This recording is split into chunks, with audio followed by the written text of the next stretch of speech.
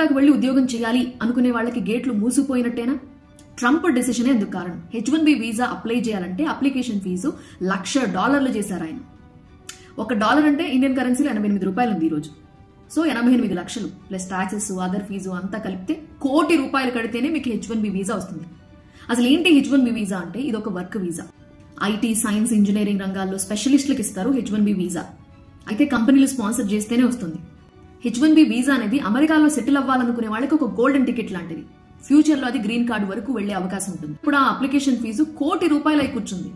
Every year 85,000 కొత్త H1B వీసాలని ఇస్తూ ఉంటారు. అందులో 65,000 వీసాలు జనరల్ క్యాప్ కింద పెట్టారు. అంటే బ్యాచిలర్స్ డిగ్రీ చేసిన వాళ్ళ కోసం కేటాయించారు. మిగతా 20,000 వీసాలని అమెరికాలో మాస్టర్స్ చేసిన వాళ్ళు లేదా అంతకంటే ఎక్కువగా చదివిన వాళ్ళకి కేటాయించారు.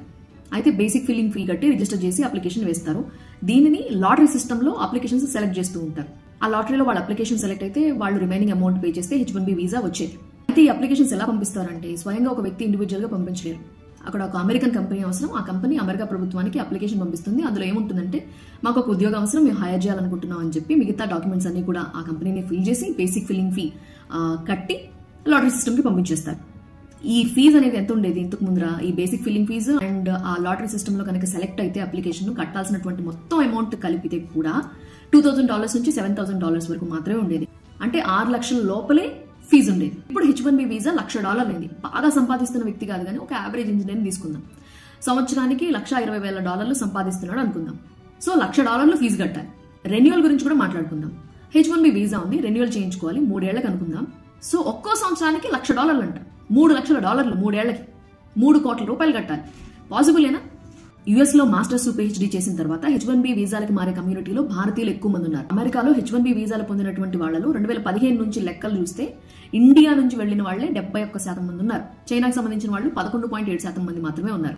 HCL, Infosys, TCS every year కూడా వేలాది మందిని పంపిస్తున్నట్లుగా సమాచారం. మన తెలుగు వాళ్లే అక్కడ 2.8 లక్షల మంది H1B వీసాల మీద ఉన్నట్లుగా సమాచారం. ఇప్పటి వరకు అప్లికేషన్ ఫీజు తక్కువగా ఉండడం వల్ల కంపెనీలు బోలెడని అప్లికేషన్లు వేసేవట.